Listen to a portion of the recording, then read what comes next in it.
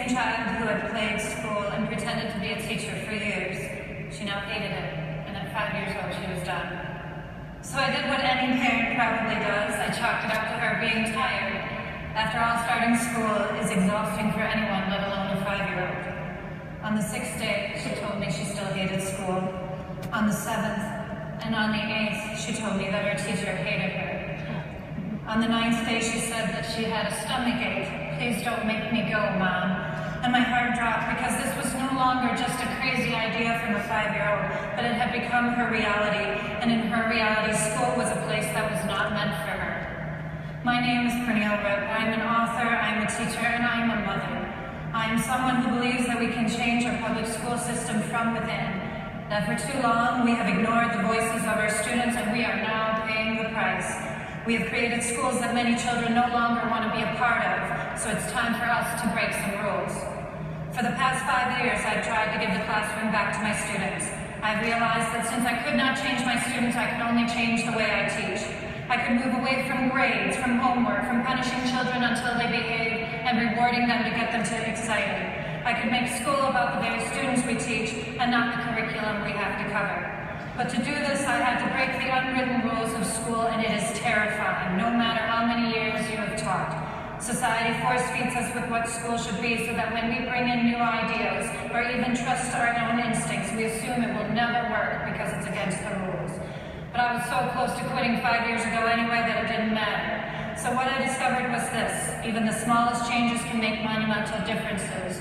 We can change education from within, but we have to take the first step. So I asked myself, would I want to be a student in my own classroom, and cringed when the answer was no. I want a choice, voice, and the power to explore, not more rules. And here's the thing, I started dreaming, and we have to stop being so afraid of our own dreams. When do we ever think of the what-ifs? What if students didn't have homework? What if they didn't have grades? What if they could show mastery in many ways? Every day, we are faced with a choice of the type of educator that we want to be. We're given a new chance to reinvent the way we reach all children, but we have to change the way we're teaching. We have to give our students a voice. School needs to be a place where children thrive, not survive, and that change starts with us, not administrators, not politicians. We have to create classrooms that our students actually want to be a part of, and not just because we told them that they had to, but because they know they matter and that their voice matters. So if we say we truly care about students, then we have to care about the way we teach them. Not just what we teach, but how we teach them. We have to create classrooms where students have the right to speak up, to ask questions, to ask why they have to do something. So if I can ask you to please do one thing after today, it is to ask your students. But not just ask them the easy questions, ask them the hard ones too. Ask them what kills their love of learning, and then smile, listen, and then do. Because children will tell you the truth, so you can't be offended. In the end, I would rather have a child feel comfortable enough to tell me the truth than for a child to tell me what they think I want to hear. 5 years ago, I realized that I needed to take responsibility for the damage I had done to students, so I changed. And if you want to change, you can too. Take my word for it, I am not that special.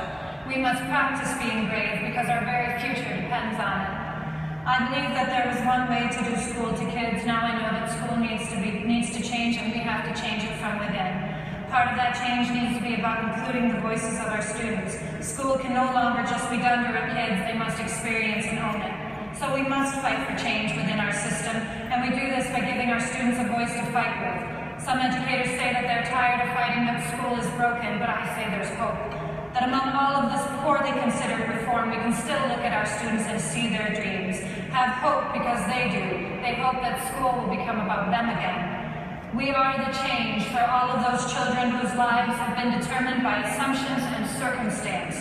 We are the change for all of those teachers who don't think they have a voice. You do, and so do your students. So stand up, speak up, break the rules, try your ideas, steal my ideas, and be proud if they work, be proud if they fail, for at least you tried something. You may be just one, but think of how far your words can go. So take your dream and your need for change and do something with it. It is not too late to change, not too late to make a difference. And if you're just starting out, don't start the way I did. Start out right, be the change, give the classroom back to your students.